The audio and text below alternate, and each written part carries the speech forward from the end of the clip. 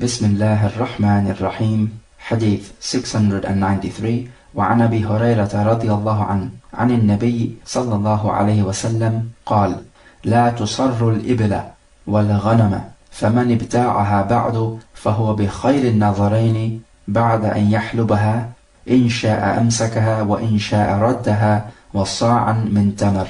متفق عليه. ولمسلم: فهو بالخيار 3 أيام. وفي رواية له علقها البخاري: ورد معها صاعا من طعام لا سمراء.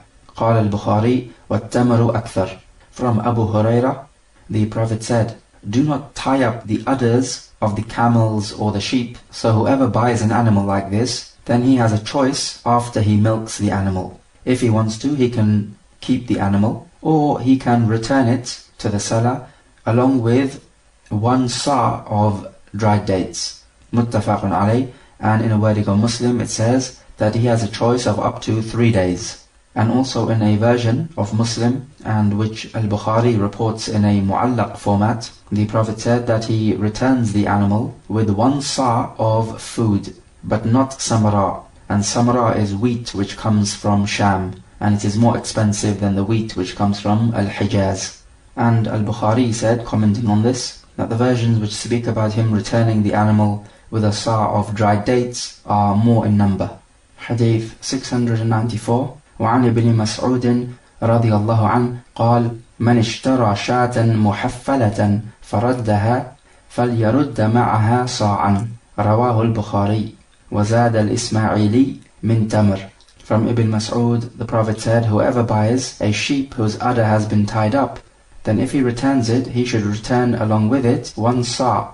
Al-Bukhari reported it, and Al-Ismaili added a sa' of tamr, which is dried dates. So both of these narrations are speaking about the fact that a seller could sell the camel or the sheep after he ties up the udder. And this is because when he ties up the udder, the milk will gather in and it will make the udder look fat. So the buyer comes in wanting to buy this sheep and he sees that it has a fat udder. So basically this sheep is going to give much milk, or so he thinks. So this will encourage him to buy the sheep. Then after he milks the sheep or the camel, he finds out that actually this animal is not producing much milk at all, and that the udders were actually tied up. So he had been duped into thinking that this is a good quality animal because it will give much milk, whereas in reality it's not a good quality animal in terms of the milk which it produces. And this hadith gives an example of what the ulama called tadlis, which basically means, in business terminology, that when you display an item in an attractive way, whereas in reality it is not as attractive as the seller displays it to be. So basically the buyer has been duped. The hadith mentions camels and sheep. Can we also include in this category cows? The answer is certainly yes, we can. What about a donkey? Can we include a donkey? Because donkeys certainly do give milk. But the point with the milk of the donkey is that it is haram to consume, because the meat of the donkey is haram to eat, and the milk of the donkey therefore is also haram to consume. Thus if the buyer finds out that the udder of the donkey had been tied up, then after milking the donkey, does he return a sa' of dried dates with it? Because this sa' of dried dates is what he returns due to the milk which he extracted from the animal. So some ulama say because the milk of the donkey is haram to consume, he does not return anything, because what is haram in the Sharia does not actually have a value. Therefore it makes no sense to say that you return a sa' of dates along with it, because the sa' of dates are in return for the milk which you took out, but because the milk which you took out from the donkey doesn't have a value, therefore you don't need to return anything along with it. So this is one opinion, but the correct opinion is that even though the milk of the donkey is not drunk by humans, but it is certainly drunk by the child of that donkey. Therefore that milk does have value in that respect. So therefore, if he takes out this milk and he finds that the udder was tied up and that this donkey doesn't actually give as much milk as was made out to be, then he does return a sa' of tamr along with the donkey if he wants to annul the trade contract. But the point about this hadith is that tadlis is haram, as the deen of al-Islam wants people to be truthful in their business dealings, because business dealings is an area in which people will try to cheat the other. Man is just naturally greedy, and if he finds an opportunity to exploit his fellow man, he will do it. And so this is where the Sharia comes in and sets regulations. and ensures that people are dealing with each other honestly and with truthfulness. And so therefore it forbids all sales involving gharar, which we have spoken about, also that which contains riba, because this is also exploitation and leads to enmity and anger. And it also forbids deception, and this is one case here with tadlis. Because all three of these pillars of haram transaction, gharar, riba and khuda', which is deception, all three of these is consuming the wealth of the people without due right.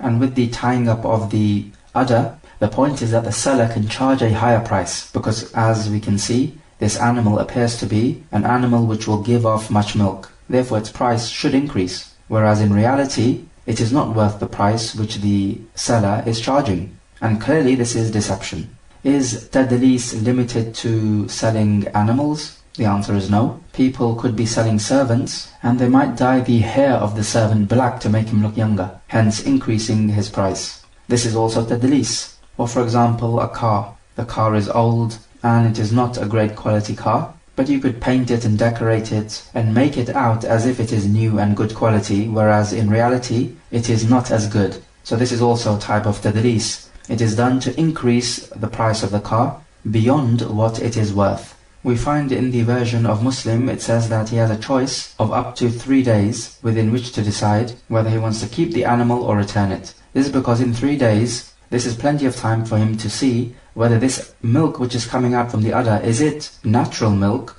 or is it just milk which was hoarded up due to the udder being tied. Because in the first day or two, the animal gives much milk. But afterwards, the level of milk production in the animal sharply decreases. So this would tell the buyer that the udder was tied up. And this is why initially much milk came out. So therefore he has been duped. And so we go by the narration of Muslim, which gives an upper limit of 3 days, because we have to give a limit within which the buyer must return the item. We cannot just tell him that you can return the item whenever you feel like it. Clearly this would be an oppression to the seller.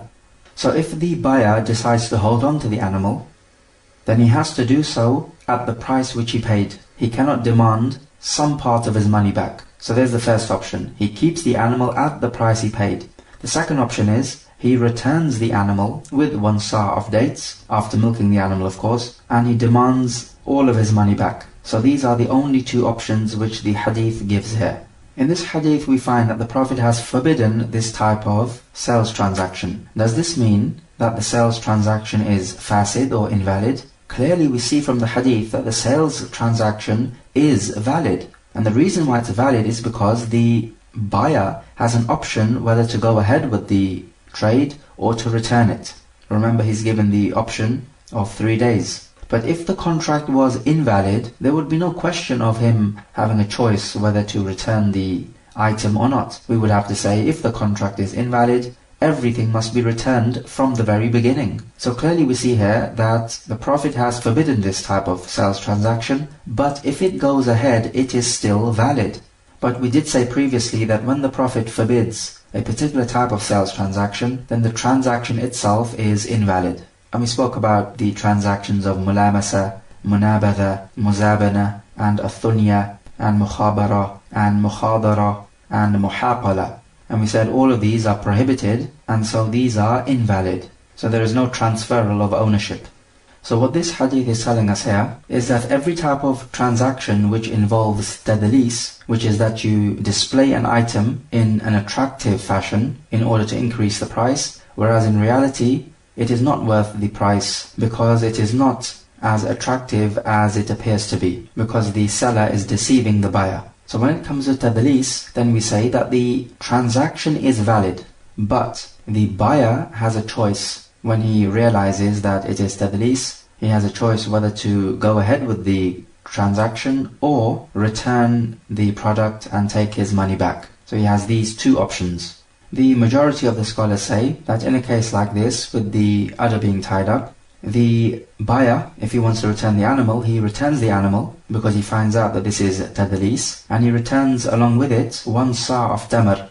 And this is because of the milk which he took out from the udder. And of course this is the milk which was hoarded up in the udder, because the udder was tied up. So because this particular milk belongs to the seller, and the buyer took it out, he returns a sa' of dates along with it. One might say, but if that's the case, why doesn't he just return the milk which he took out? Why does he have to resort to dried dates? Because in this case it's the milk which really matters, is it not? The answer is that the milk can go bad or stale after a short while. So if, for example, he's going to return it within 3 days, the milk might go bad during this time. Whereas we know dates can be preserved. They don't go bad even after a very long time. And also he mentions dates because dates resemble milk in terms of their sweetness and nourishment. Why does he mention a sa'? The reason is because as for the milk which he took out, you could have a dispute. The seller might say, no, why are you returning 1 sa'? There was more than 1 sa' of milk. And the buyer might say, no, there was actually less than 1 sa' of milk. So there could be a dispute. So therefore, to end this dispute, the Prophet has just stipulated a number, 1 sa' of tamar. And everybody now needs to agree with this. Because when the Prophet speaks, everybody else must obey. So he has stipulated this to cut off all disputes. Similarly, how Allah Jalla wa Ala in the Quran stipulates the exact fraction which everyone is going to receive in the inheritance.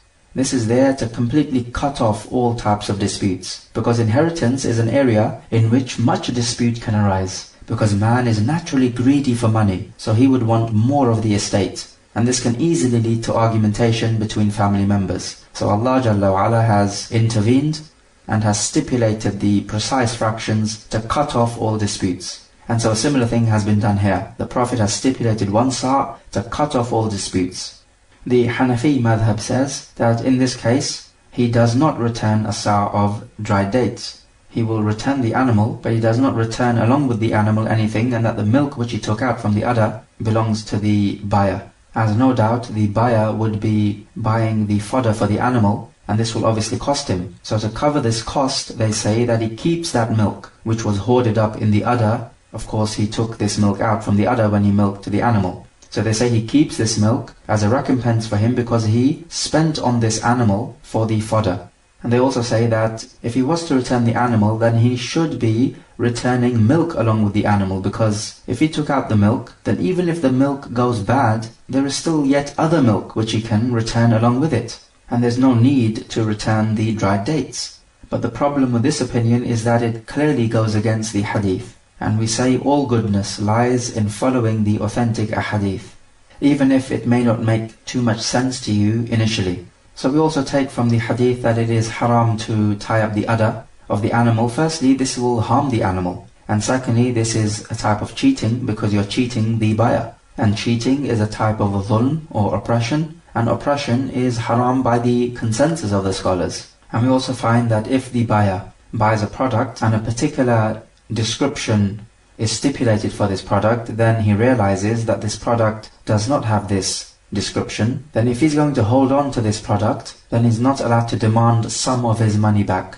He has to hold on to it and not take anything back. If he's going to return the product because it does not meet the specific criteria which he had, and he finds out that the seller had duped him with tadlis, then he can return the product and take all of his money back. So it's one or the other. So in this case here, the buyer is buying this animal because he wants an animal which will give off much milk. And he sees this fat udder and he thinks, yes, this animal will give much milk. But in the end he finds out that this animal does not give off much milk and that its udder was tied up before the animal was sold. So he finds therefore that the animal does not have the specific requirements which he had in mind and that he had been duped. So he has one of the two choices as mentioned.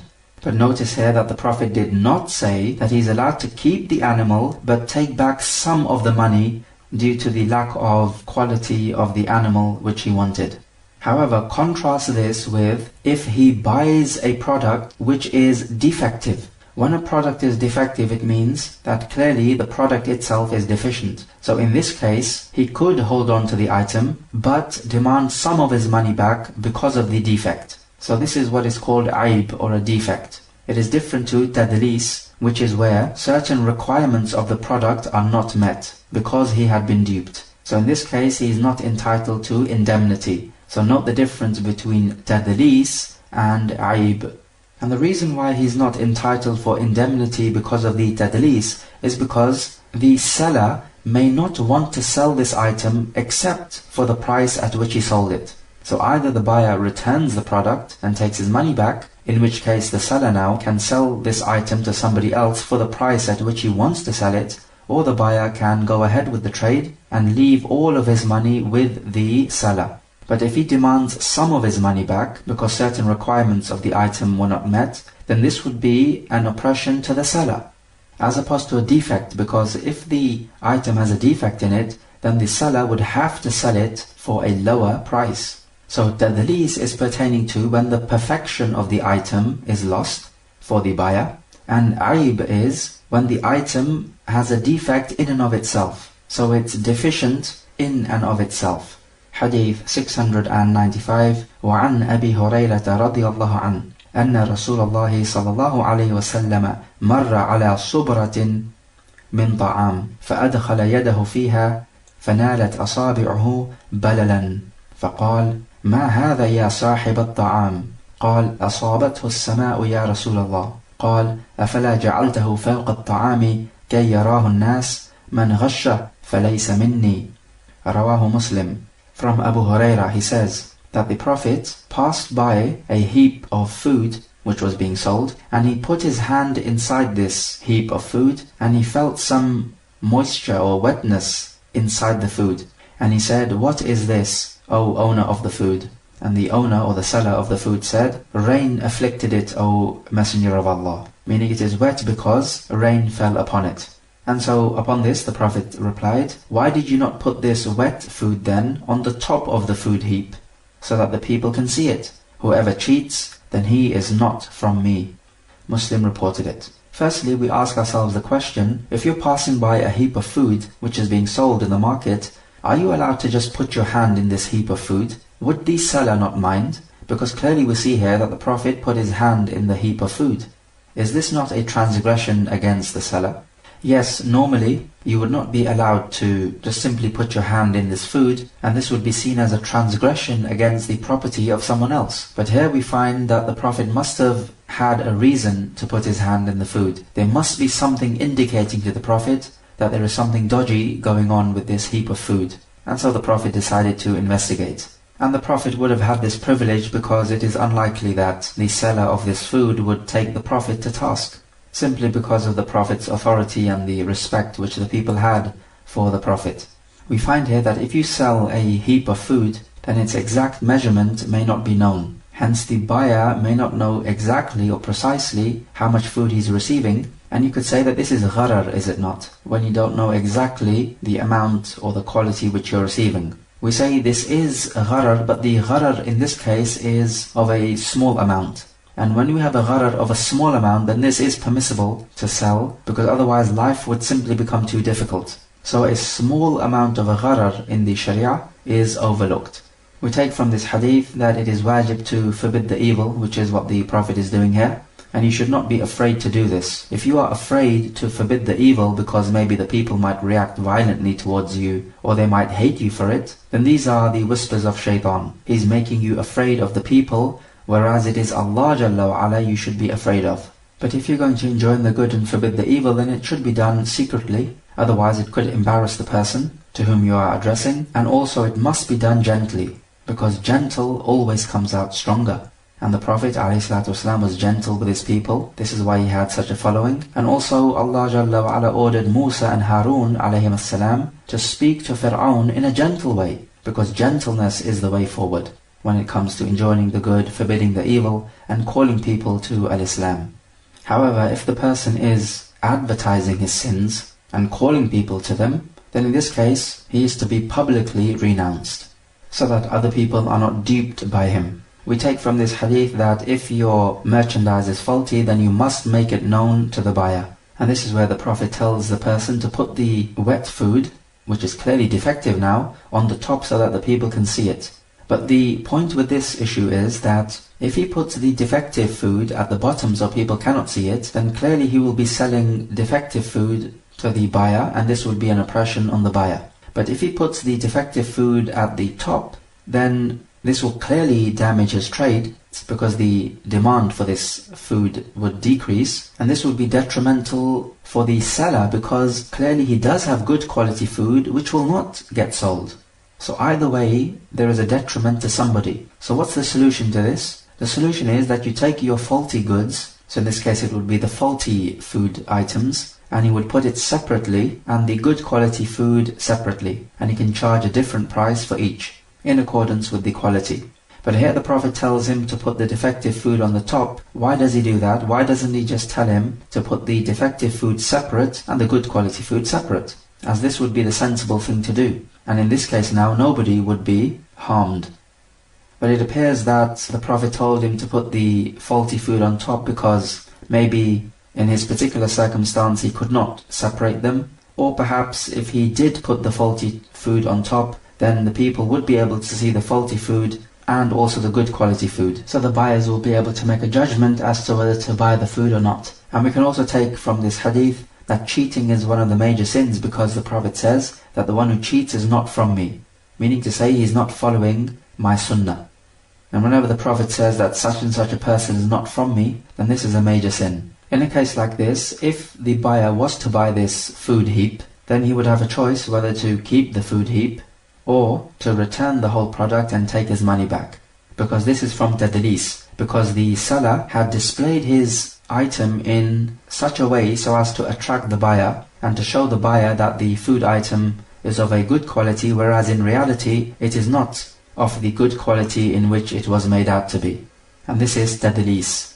And so this warning needs to go out to all those Muslim merchants that they are not allowed to cheat, because if they do so, then they are consuming people's wealth without due right, and they are entering themselves into a major sin. Hadith 696. وعن عبد الله بن بريدة عن أبيه رضي الله عنهما قال قال رسول الله صلى الله عليه وسلم من حبس العنب أيام القطاف حتى يبيعه ممن يتخذه خمرا فقد تقحم النار على بصيرة. رواه الطبراني في الأوسط بإسناد حسن. From Buraidah, the Prophet said, whoever keeps back the grapes during the season of harvesting the grapes until he sells it to a person who will use these grapes to make khamr, which is intoxicant, then this person, meaning the seller, has pushed himself into the fire as he knew that he was doing something which is haram.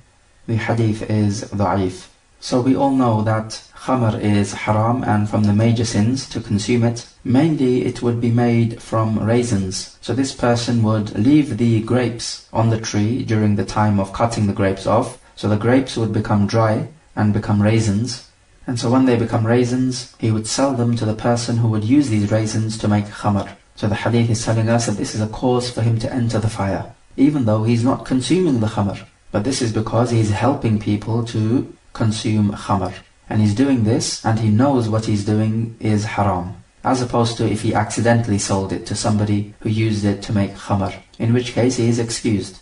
Otherwise we know generally it is halal to sell raisins, and this is just a normal trade. In the Islamic State, the Yahud and Nasara are allowed to drink khamr, because this is permissible in their deen. So they can do that privately in an Islamic state. But this does not justify a Muslim to sell khamr to a non-Muslim, or even raisins to a non-Muslim if he knows that this non-Muslim will use these raisins to make khamr, because this is helping in sin and transgression. And the Yahud and Nasara are required in the Sharia of Al-Islam to refrain from the haram elements, such as khamr, and that on Yawm al-Qiyamah they will be punished for consuming khamr, on top of their punishment for the kufr.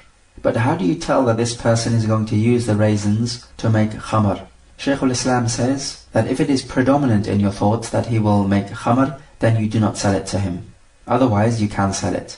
This hadith alludes to a principle which we have, al-wasailu laha ahkamul maqasid. The means take the same ruling as the ends. So here you sold the raisin, and this is a means for them to take it as khamr. So the end result is khamr, and the means is you selling the raisins. So they both have the same ruling. They are both haram, and a cause for you to enter the fire. Khamr has been called the ummul khaba'ith, the mother of impurities or sinful activities. And we also know that the one who drinks khamr, then his salah for 40 days will not be accepted. And the one who dies and khamr is in his belly, then he will die the death of the jahiliyyah. And this has been authentically reported in the Musnad of Al-Imam Ahmad.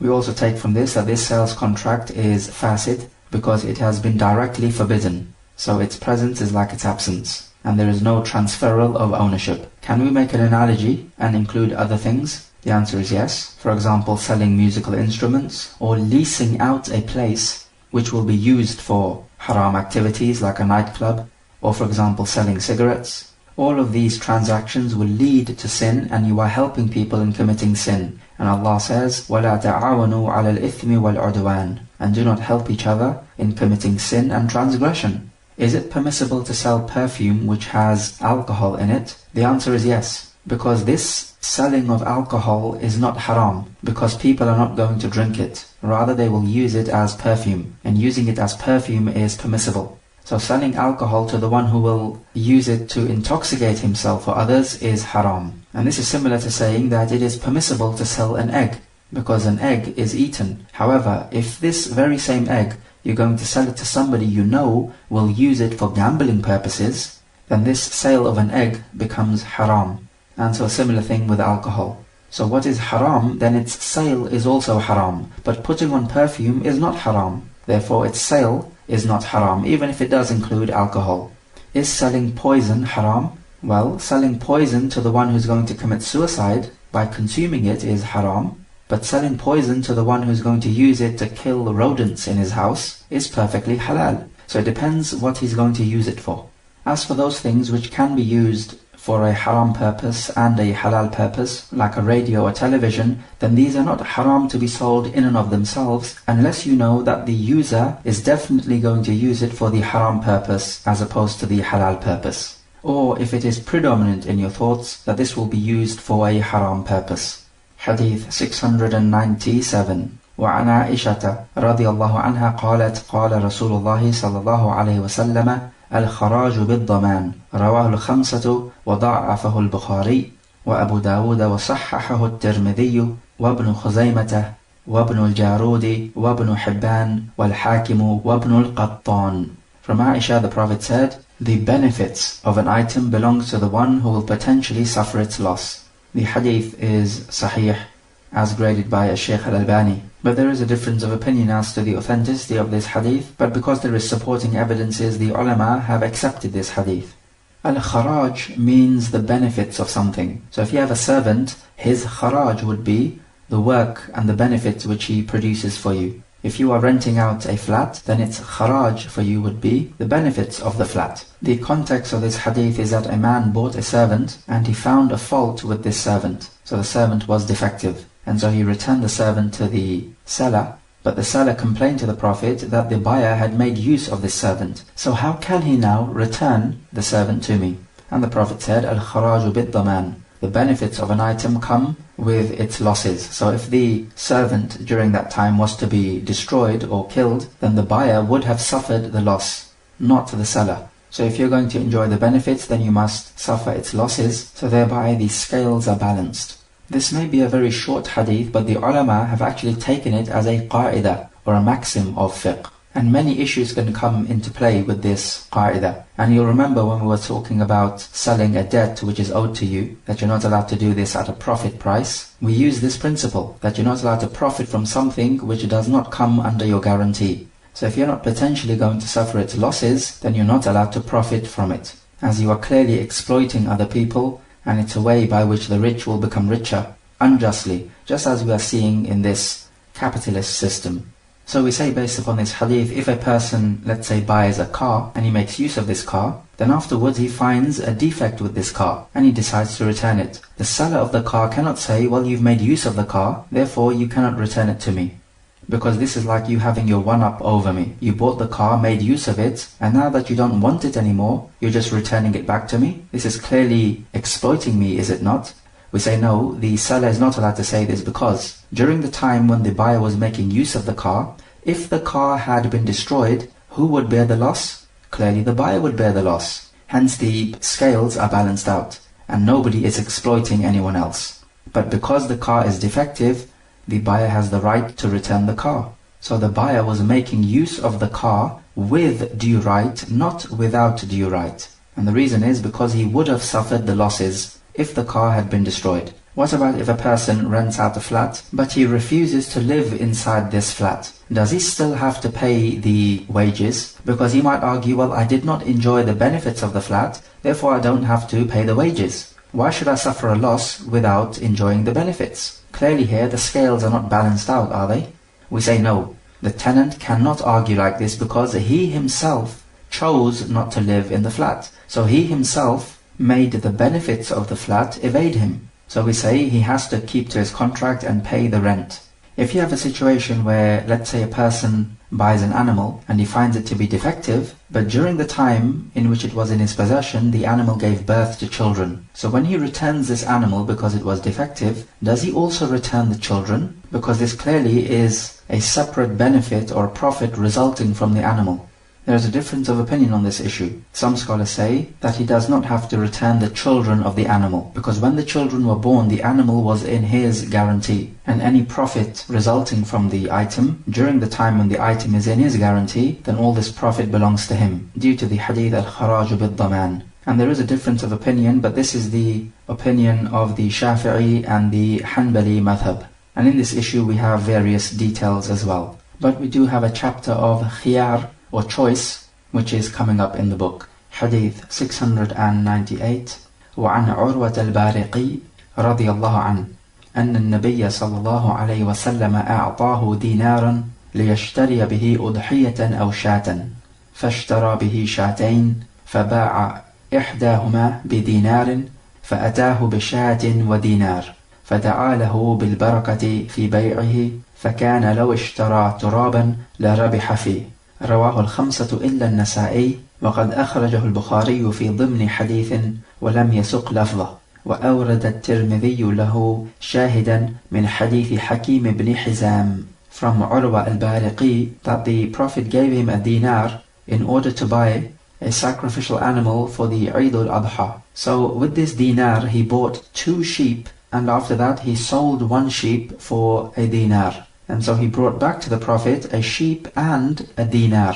And so upon this the Prophet made dua for Urwa that Allah should grant him blessing in his trade. And Urwa after that used to be such a person that even if he was to trade with dust, he would still make a profit. The hadith is Hasan. So we take from this hadith then that it is permissible to appoint somebody to trade on your behalf, just as the Prophet did here with Urwa. But the point is that if you appoint somebody to do some work on your behalf, then are you not relying upon him? The answer is yes, you're relying upon him, and this does not negate you relying upon Allah Jalla wa Ala, or tawakkul upon Allah. Because when you have tawakkul on Allah Jalla wa Ala, then it is when you are relying upon Him, feeling that you are in need of Him, that Allah is rich and you are poor, and you need Him, and He's the only one who can help you.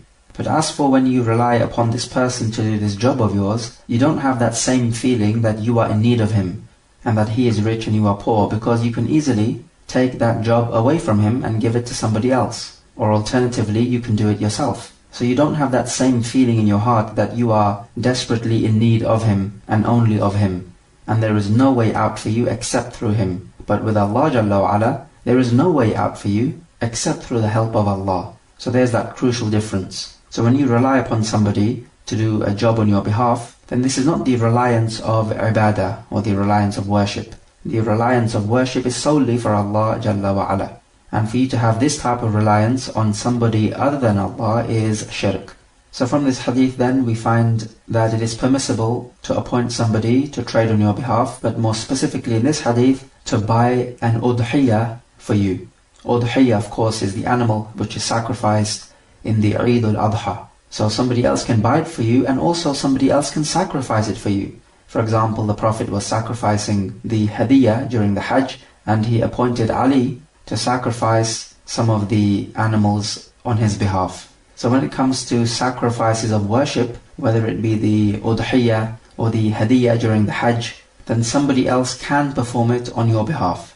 Also, this hadith is evidence that at-tasarruf al-fuduli is permissible. At-tasarruf al-fuduli is when somebody else acts on your behalf without you giving him permission to do so. Because here Urwa al-Bariqi was assigned to buy a sheep for 1 dinar.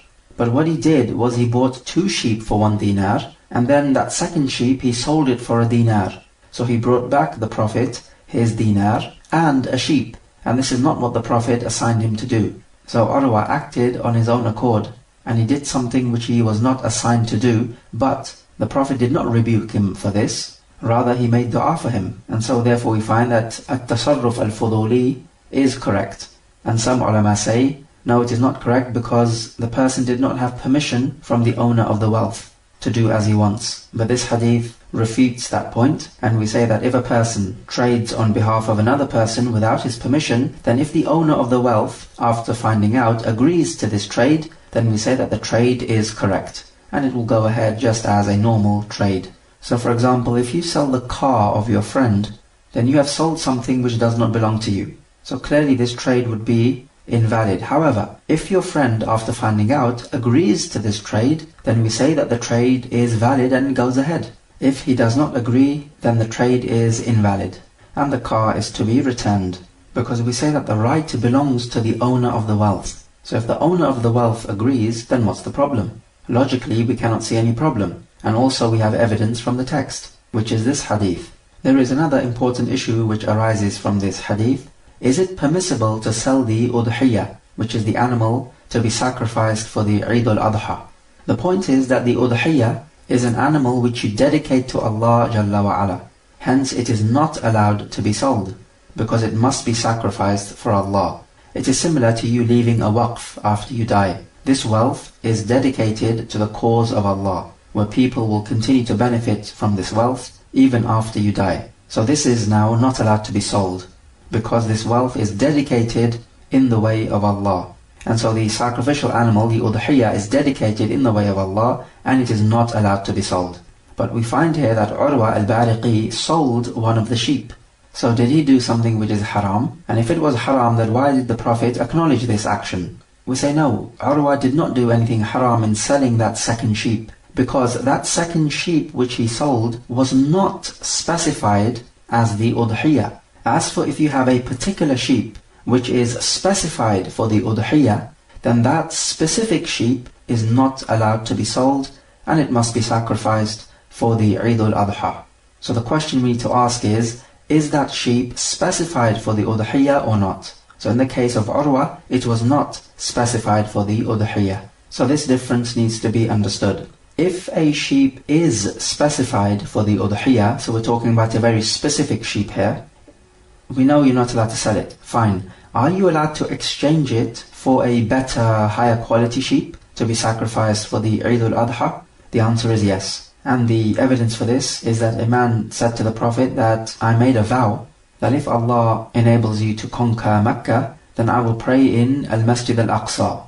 And the Prophet told him, pray here, meaning in the Al-Masjid al-Haram, because the Al-Masjid al-Haram is more virtuous than the Masjid al-Aqsa. But the point here is that this man made a vow, and when you make a vow, you are doing this act of worship for the sake of Allah, and you must carry it out. But here the Prophet is telling the man that you can exchange the masajid. So instead of Masjid al-Aqsa, you can pray in Masjid al-Haram, and this would be valid, because you're exchanging it with something which is better, not something which is inferior. And so we can use analogy and say the same thing here, that you can exchange the specified sheep for the Eid al-Adha for a superior sheep, because both the nadhr or the vow and the specified sheep for the Eid al-Adha, they are both dedicated in the way of Allah. So this is something which they have in common. So therefore they can share the same ruling as well, that they both can be exchanged for something which is better. So this idea of selling the animal of the Adha or exchanging it is the second important issue which arises from this hadith. The first one being at-tasarruf al-fuduli. So we say that if a sheep is specified as a sacrificial animal for the Eid al-Adha, then this is not allowed to be sold nor given away as a gift, because the rights of Allah Jalla wa Ala are pertaining to this sheep, and it must be slaughtered in the way of Allah. We also take from this hadith that if somebody does a favor to you or something good to you, then you should return the favor, or at least make dua for him, because here the Prophet made dua for Urwa that Allah should bless him in his trade. So we find that this dua had an immense effect on Urwa, such that he would even make a profit by selling dust. What type of dua should you make for somebody who does good to you? Normally you will find Muslims saying Jazakallahu khairan. This is fine, But there is no specific wording. You could say Barakallahu Feek, or any dua which has good and praiseworthy wording. We find in this hadith that the Prophet seems to be very happy with this profitable trade which Urwa made. So is it permissible then to be joyous with the material benefits of this world? We say yes, it is permissible to be joyous and happy with the material gains of this world, but with the condition that the material gains of this world are not your ultimate goal, and that your ultimate goal is to please Allah Jalla wa Ala, and that you should not be eager to amass and hoard up the wealth of this world, nor to boast about it. This is something which is to be rebuked. So your ultimate goal is the pleasure of Allah, and in trying to achieve this ultimate goal of yours, you come across some material benefits of the world, then there is no problem for you to be happy with this. Because your ultimate goal is not this world, and your ultimate goal is not to hoard up and amass as much wealth as you can. We can also take from this hadith that there is no upper limit in the Sharia as to how much profit you can make, because Urwa in this hadith clearly made a profit. So we say that the amount of profit should be left to the forces of supply and demand and the economic forces which are prevalent in the market. As Urwa in this hadith makes a 100% profit, and the Prophet ﷺ acknowledged this and did not rebuke him. However, we spoke before about al-ihtikar, which is when somebody hoards up a particular item until it becomes low in supply and the price increases. So this is a man-made inflation. Or for example, if somebody charges an extortionately high price, so people think that this is a high quality item, then this is also from ihtikar and is impermissible. Rather, we say that the seller must sell in accordance with the market price, and that the profit which he makes will be in accordance with the forces of supply and demand. Hadith 699. وعن أبي سعيد الخدري رضي الله عنه أن النبي صلى الله عليه وسلم نهى عن شراء ما في بطون الأنعام حتى تضع، وعن بيع ما في ضروعها، وعن شراء العبد وهو آبق، وعن شراء المغانم حتى تقسم، وعن شراء الصدقات حتى تقبض، وعن ضربة الغائص. رواه ابن ماجه والبزار والدارقطني بإسناد ضعيف. From Abu Sa'id al-Khudri, the Prophet forbade selling what is in the belly of the animals until the baby is born, and selling what is in their udder, meaning the milk, and buying a servant which has run away, and buying the war booty before it has been distributed, and buying a sadaqah which is given to someone before it has been taken by its recipient, and also the deep sea diver diving into the sea to extract some wealth or stones. So this type of sale contract. The narration is Hasan. Hadith 700. وعن أبي مسعود رضي الله عنه قال قال رسول الله صلى الله عليه وسلم لا تشتروا السمك في الماء فإنه غرر. رواه أحمد وأشار إلى أن الصواب وقفه. From Ibn Mas'ud, the Prophet is reported to have said, do not buy the fish in the sea because it is a gharar. And this narration is mawquf, as the statement of Ibn Mas'ud. So both of these narrations are speaking about similar types of trades. All of these trades involve gharar. And because all of these trades are forbidden in and of themselves, then they are all invalid. So there is no transferal of ownership. And these trades are all examples of gharar. Otherwise, we took the general narration in the Sahih, where the Prophet forbade the trade contract involving pebbles and all trade involving gharar. So gharar, as we said, is when you sell something which does not exist, or you sell something which you are unlikely to deliver, or you sell something which does exist, but its nature is unknown. So its quality or quantity is unknown. These are three categories of gharar, and they will all lead to enmity and hatred between the Muslims. And this is what shaitan would want, as Allah says, إِنَّمَا يُرِيدُ الشَّيْطَانُ أَن يُوقِعَ بَيْنَكُمُ الْعَدَاوَةَ وَالْبَغْضَاءَ فِي الْخَمْرِ وَالْمَيْسِرِ. Shaitan only wants to incite enmity and hatred between you using khamr and gambling. And the point about trades of gharar is that they are a type of gambling. So one person will gain at the other's expense. In a normal trade, both the buyer and the seller will gain, and nobody will lose out. But with gambling, somebody gains at the other's expense. So he mentions buying that which is in the belly of the animal, This is impermissible because you don't know how this animal will look like. You may not like it, but you have to pay for it.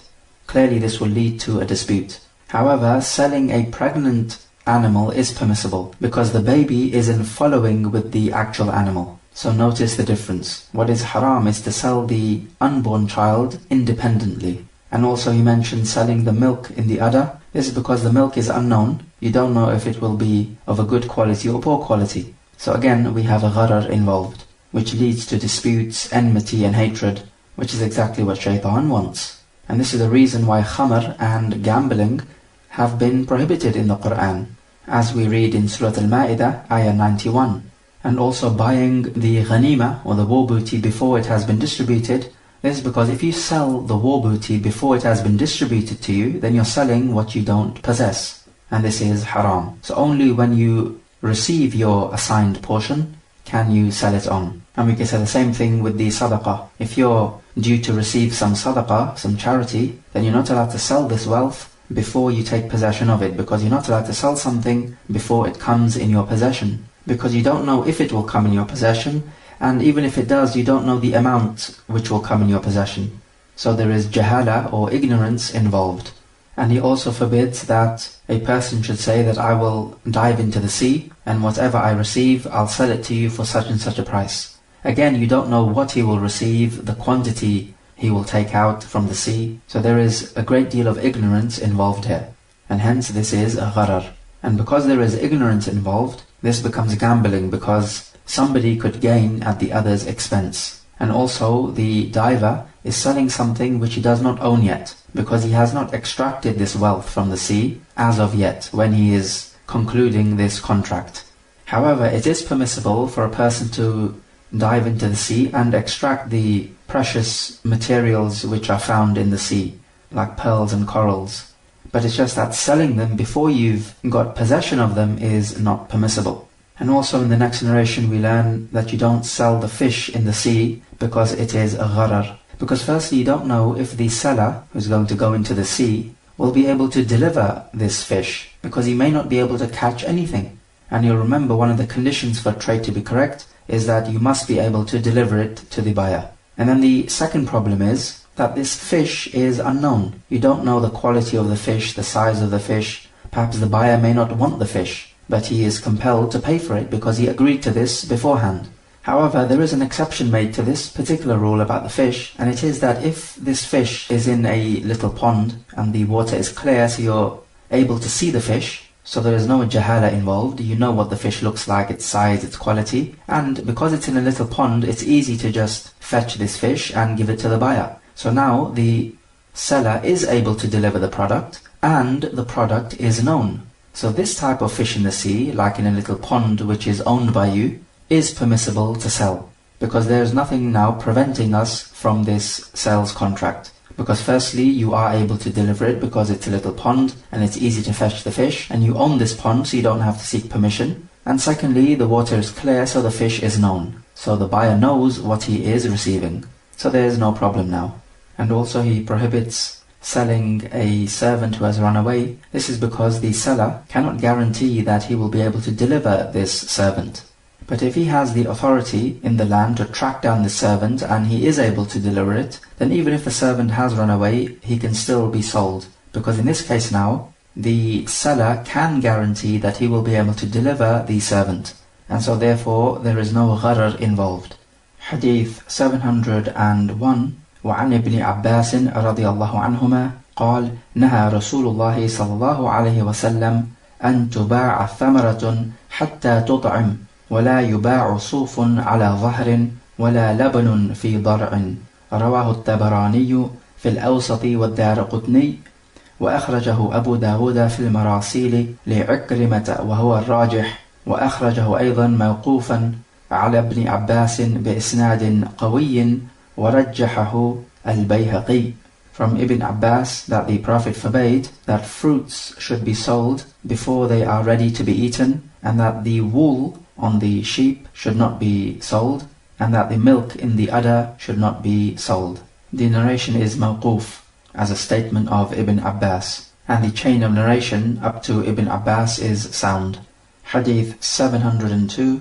وعن أبي هريرة رضي الله عنه أن النبي صلى الله عليه وسلم نهى عن بيع المضامين والملاقيح رواه البزار وفي إسناده ضعف. From Abu Hurairah, the Prophet forbade selling the sperm of a male animal and also the unborn child of a pregnant female animal. The hadith is sahih. So we learn from these narrations that you're not allowed to sell fruit until they become ready for eating, because before that they can become spoilt. And so if you were to sell it before they become ripe, then this involves the gharar, because the buyer is at risk here. But the particular ahadith pertaining to this are coming up. Also, what is prohibited is to sell the wool on the sheep. And so this is the opinion of many scholars, is that this is not permissible, because the amount of wool is unknown, they will say. However, the correct opinion is that this is permissible because the amount of wool can be seen by the buyer and he knows what the quality is like. So this is permissible to be sold on the condition that when you conclude this contract, then the wool must be cut off at that point, so the buyer knows exactly what he is receiving. It might be that if you cut the wool off, let's say a few weeks after concluding the contract and taking the price, then the wool quality may vary or the quantity may differ, and this could lead to a dispute. And so this is the correct opinion, and it is the madhab of Imam Malik and the opinion favored by Shaykh al-Islam Ibn Taymiyyah and his student Ibn al-Qayyim rahimahumullah. As for selling the sperm of the male animal so that it can copulate with the female, and also selling the unborn child of the female animal, then we have spoken about this issue before. And all of this involves a gharar, because you don't know what the unborn child is going to look like, so you don't know what you're receiving. And as for charging to have your male animal copulate with the other person's female animal, then this may not lead to a pregnancy. And so actually the seller is consuming other people's wealth without due right. And this is a type of gambling as well, because he's going to gain at the other's expense. And besides, this type of thing should be done for free, because these are trivial matters. Notice here when we talk about the transactions of a gharar, then for example it's not allowed to sell a servant if he has run away, but it is permissible though to give him as a gift, even though you may not be able to deliver him, because giving a gift is not the same as a trade contract, because you're not receiving anything in return. Likewise, that fish in the sea, which involves a gharar, it's permissible to give it as a gift, even though it's not in your possession and the receiver does not know what it will look like. But the thing is, because you're not receiving any payment in return, it is not the same as a sales contract. So giving a gift does not take the same ruling as a sales contract. So after the adhan of the Salatul Jum'ah, you're not allowed to trade, but you are allowed to give a gift to somebody, and this would be permissible, whereas other types of contracts would not be permissible. And we spoke about this before. Let us take some review questions. So question number 1.